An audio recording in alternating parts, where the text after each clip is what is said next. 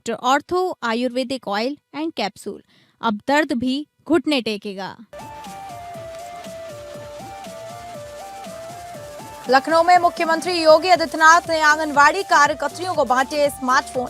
71 बाल विकास संबंधी परियोजनाओं का किया शिलान्यास। सीएम योगी आदित्यनाथ ने किया जनता दर्शन। अधिकारियों को प्राथमिकता के साथ जन समस्याओं के जल्द निराकरण के दिए निर्देश। नोएडा में अखिलेश यादव ने सरकार पर लगाए गंभीर आरोप। का विरोधी रैली में लोगों को जबरन लाया गया। विधानसभा चुनाव में बदलाव की अपील की।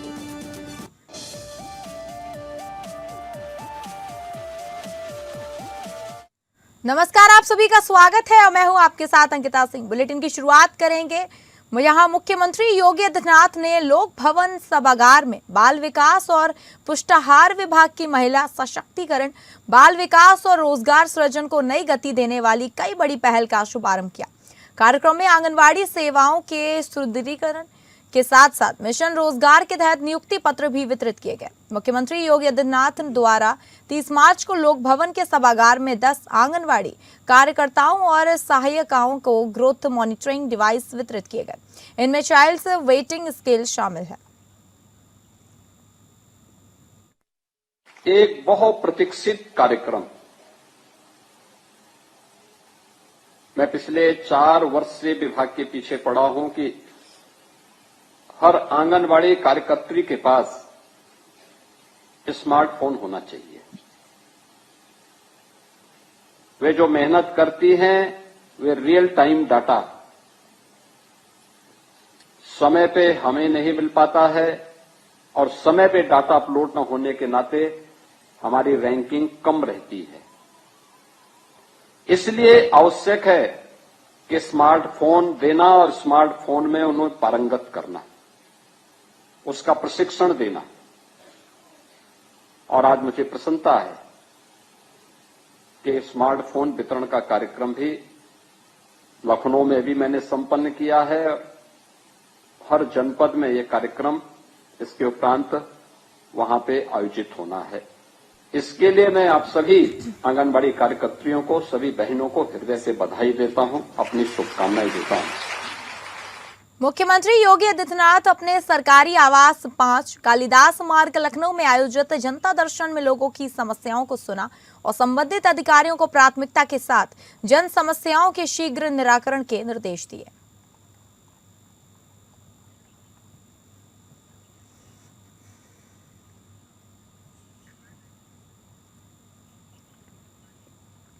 लखनऊ में कांग्रेस प्रदेश कार्यालय पर एक अहम राजनीतिक कार्यक्रम आयोजित हुआ, जिसमें सीतापुर के सांसद राकेश राठौर की मौजूदगी में कई नेताओं और कार्यकर्ताओं ने कांग्रेस पार्टी की सदस्यता ग्रहण की। इस दौरान पार्टी कार्यालय में उत्साह का माहौल देखने को मिला और बड़ी संख्या में कार्यकर्ता मौजूद रहे। खास बात यह रही कि ज्वाइन करने वालों में प्रयागराज, सीतापुर सहित कई जनपदों के लोग शामिल रहे। कार्यक्रम में कांग्रेस प्रदेश अध्यक्ष अजय राय ने सभी नए सदस्यों को पार्टी की सदस्यता दिलाई और उनका स्वागत किया। उन्होंने कहा कि पार्टी लगातार मजबूत हो रही है और विभिन्न जिलों से लोगों का जुड़ना इस का प्रमाण है कि सरकार पर हमला बोलते हुए कहा कि मौजूदा सरकार अब आने जाने वाली है। उन्होंने कहा कि जिस तरह युवा और बुजुर्ग कांग्रेस से जुड़ रहे हैं, वह 2027 के विधानसभा चुनाव में कांग्रेस की सरकार बनाने का आधार तैयार कर रहा है। हमारे कांग्रेस पार्टी परिवार में आज बड़ी ज्वाइनिंग हुई है। आज हमारे बहुत ही मजबूत साथी, हमारे सांसद, सीतापुर के जुझारू संघर्षशील सांसद हमारे राकेश राठौर जी, आज अपने इनके प्रयास से, इनके सहयोग से, इनके प्रेरणा से आज बहुत ही मजबूत साथियों ने कांग्रेस पार्टी की सदस्यता ग्रहण की है, जिसमें हमारे अरुणेश यादव जी, जो 2022 में समाजवादी पार्टी के विधान परिषद सदस्य के उम्मीदवार थे, उन्होंने आज समाजवादी पार्टी छोड़कर कांग्रेस पार्टी की सदस्यता ग्रहण की है। इनका और इनके साथियों का, भाइयों का मैं तहे दिल से स्वागत करता हूं, अभिनंदन। उत्तर प्रदेश के उप मुख्यमंत्री केशव प्रसाद मौर्य ने समाजवादी पार्टी की समानता भाईचारा रैली पर तीखा हमला बोला है। उन्होंने कहा कि समाजवादी पार्टी और उसके मुखिया अखिलेश यादव की राजनीति बांटो और राज करो की रही है। मौर्य ने आरोप लगाया कि सपा सरकार के समय प्रदेश में कानून व्यवस्था खराब थी और लोग पलायन को मजबूर थे। उन्होंने कहा कि अखिलेश यादव का एजेंडा कभी विकास का नहीं रहा और उनका पीटीए नारा भी भ्रामक है। डिप्टी सीएम ने कहा कि आज प्रधानमंत्री मोदी के नेतृत्व में प्रदेश तेजी से विकास कर रहा है। उन्होंने नोएडा इंटरनेशनल एयरपोर्ट के उद्घाटन का जिक्र करते हुए इसे डबल इंजन सरकार की बड़ी उपलब्धि बताया। मौर्य ने सपा की रैली को फ्लॉप शो करार देते हुए कहा कि जनता अब विकास के लिए साथ है। देखिए, समाजवादी पार्टी का और उसके मुखिया श्री अखिलेश यादव जी का चरित्र बांटो और राज्य करो, यह लगातार रहा है। 2012 से 2017 में जब वह सरकार में थे तो उत्तर प्रदेश में त्राही मची हुई थी। मुस्लिम तुष्टीकरण की राजनीति चरम सीमा पर थी। उत्तर प्रदेश के जो निवासी थे, जो उद्योगपति थे, वह यूपी छोड़ करके पलायन करने के लिए विवश थे। आज उन्होंने गुर्जर समाज के लोगों का जो आयोजन किया, जिसमें बड़ी संख्या में, चाहे वह उत्तर प्रदेश में दंगा करने वाले दंगाई रहे हों। उत्तर प्रदेश के ग्रेटर नोएडा के दादरी में समाजवादी पार्टी के अध्यक्ष अखिलेश यादव ने एक बड़ी रैली को संबोधित किया और सत्तारूढ़ बीजेपी सरकार पर जोरदार हमला बोला। उन्होंने एक के बाद एक कई गंभीर आरोप लगाए और जनता से 2027 के विधानसभा चुनाव में बदलाव की अपील की। अखिलेश ने कहा कि उनकी रैली की चर्चा इतनी तेज थी कि विपक्ष को मजबूर होकर पहले अपनी रैली करनी पड़ी। उन्होंने दावा किया कि उस रैली में लोग अपनी मर्जी से नहीं गए थे, बल्कि उन्हें लाया गया था। अखिलेश ने यह भी आरोप लगाया कि एक ऐसी यूनिवर्सिटी के छात्रों को रैली में बुलाया गया जिसकी वजह से पहले देश की छवि को नुकसान पहुंचा था। उन्होंने कहा कि छात्रों को अगले दिन छुट्टी का वादा करके रैली में लाया गया।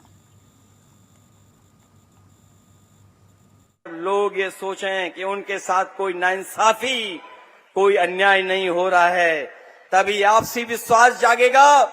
अगर समाज में ये भावना रहेगी तो 5% बचतवादी लोगों के पास पैसों और राजनीति की वो ताकत है कि वो हर समाज के कमजोर को मिलाकर के बने 95% पीड़ित समाज का शोषण दोहन करते रहेंगे तो समाज में शांति कैसे आएगी, अपनापन कैसे जागेगा, देश एक जैसा एक कैसे होगा, तरक्की कैसे होगी।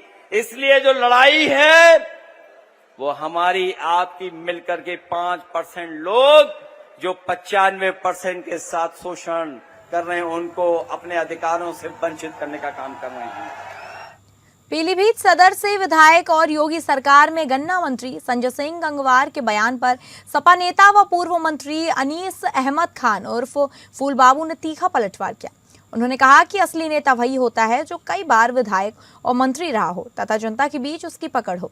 फूल बाबू ने दावा किया कि संजय गंगवार को राजनीति में आगे बढ़ाने में उनका योगदान रहा और उन्होंने ये भी पहली बार बीएसपी से टिकट दिलाया था। उन्होंने आरोप लगाया कि गंगवार के कारण इलाके में डर का माहौल है और लोग दबाव में हैं। समाजवादी पार्टी के पास कोई मुद्दा नहीं है। उन्होंने केवल हिंदू और मुस्लिम को बांटने का काम किया है, हिंदू और मुसलमान को लड़ाने का काम किया है। देश के ऊपर नापाक नजर रखने वाले पाकिस्तान की मदद करते हैं, क्योंकि उस पिक्चर में पाकिस्तानियों को दिखाया गया है, डॉन दाद को 26/11 वाला हमले को दिखाया गया है। तो जाहिर सी बात है उनका तो जो माफिया प्रेम है वो तो झलकेगा ही। किसी माफिया की सच्चाई जब दिखाई जाएगी तो अखिलेश यादव के पेट में दर्द होना निश्चित है, क्योंकि ये इनके द्वारा पोषित माफिया है। सीतापुर में तिलक समारोह की खुशियां अचानक मातम में बदल गई। थाना हरगांव क्षेत्र के सुजौलापुर गांव में आयोजित एक तिलक कार्यक्रम के दौरान हर्ष फायरिंग की घटना ने किशोर को गंभीर रूप से घायल कर दिया। बताया जा रहा है कि किशन कुमार नाम का किशोर अपने घर के बाहर मोटरसाइकिल पर बैठकर तिलक समारोह देख रहा था। उसी दौरान कार्यक्रम में शामिल किसी व्यक्ति द्वारा की जा रही हर्ष फायरिंग के बीच अचानक एक गोली किशन कुमार को जा लगी। गोली सीधे उसकी जांघ में लगी और आर पार निकल गई। फिलहाल किशन कुमार का इलाज लखनऊ में चल रहा है। पुलिस ने दोषियों के खिलाफ सख्त कार्रवाई की बात कही है।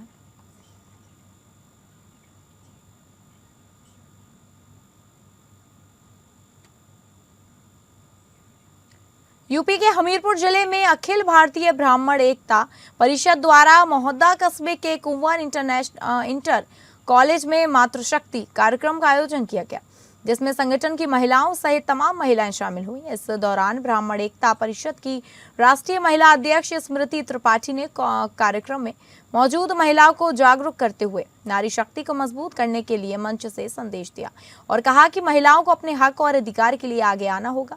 साथ ही संगठन के पदाधिकारी से अपने समाज को जागरूक और एकजुट करने की बात कही।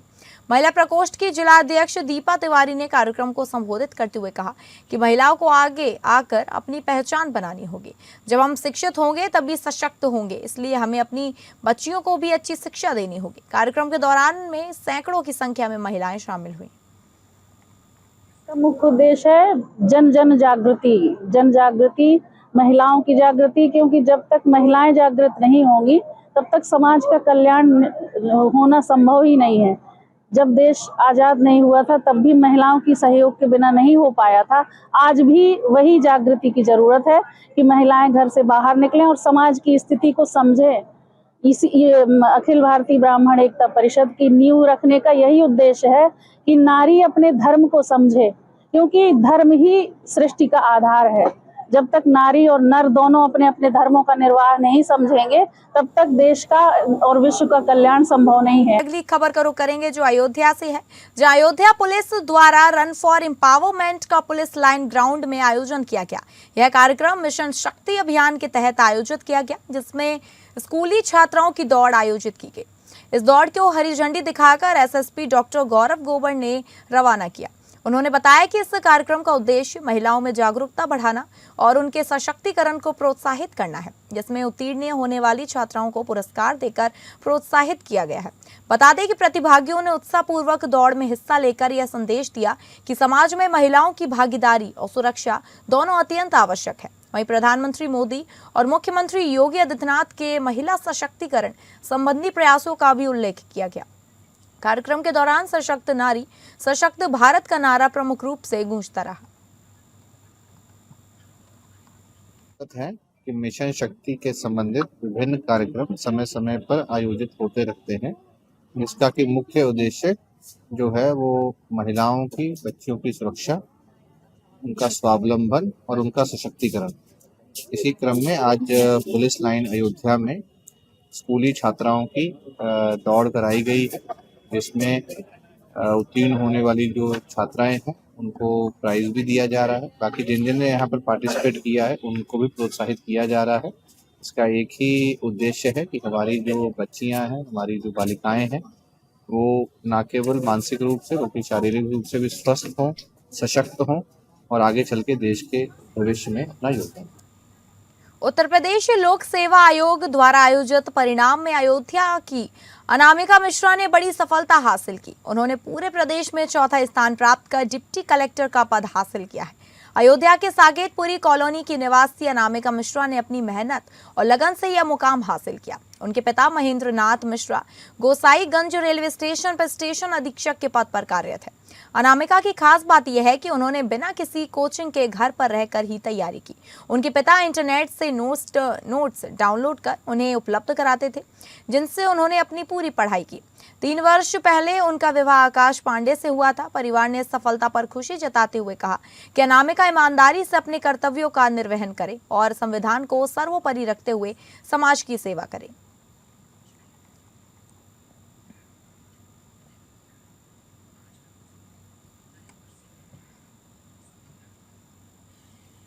कानपुर नगर के सचेंडी थाना क्षेत्र की निवासी ने अपने ससुराल पक्ष पर गंभीर आरोप लगाते हुए पुलिस से न्याय की गुहार लगाई है। पीड़िता के अनुसार उनका विवाद 6 मार्च 2024 को पांडू नगर निवासी के साथ हुआ था, जिसमें उनके पिता ने लगभग 5 करोड़ रुपए खर्च कर कार व जेवरात दिए थे।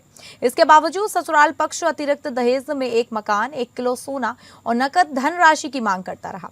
पीड़िता ने आरोप लगाया कि ससुराल में तंत्र मंत्र के नाम पर उन्हें मानसिक व शारीरिक रूप से प्रताड़ित किया गया। रात्रि में जबरन अमानवीय कृत्य कराए गए और विरोध करने पर मारपीट व जान से मारने की धमकी दी गई।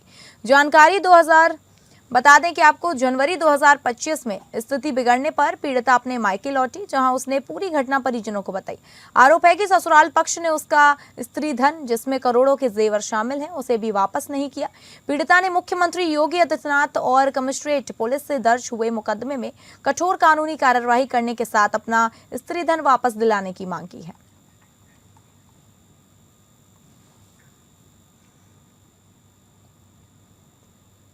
कानपुर के गोविंद नगर क्षेत्र में युवक के सुसाइड मामले में बड़ा खुलासा हुआ है। घटना से पहले का सीसीटीवी फुटेज सामने आया है, जिसमें युवक और एक महिला किराएदार के बीच विवाद और मारपीट होती दिखाई दे रही है।